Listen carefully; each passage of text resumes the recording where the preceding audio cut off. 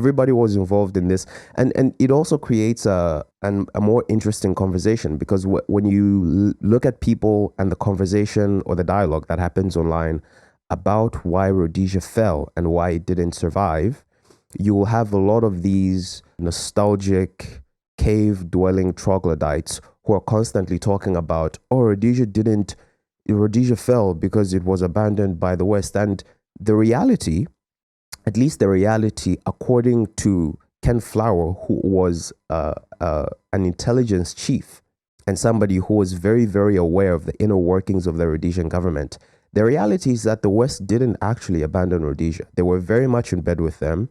And at every single step that the Rhodesians were trying to quell the rebellion that was happening against them, they had the full support of Europe and the United States. They had the full support of the West. And even with all of that support that the Rhodesians had from all of these countries that they were very clearly involved with in engaging with economic activity, in engaging with arms smuggling, in engaging with various forms of help and aid that was being rendered to the Rhodesians secretly, they still fell. Rhodesia didn't fall because it was abandoned by the West. Rhodesia failed because it was not a feasible project that could happen without the mass extinction and ethnic cleansing that they actually tried to engage in and failed at miserably.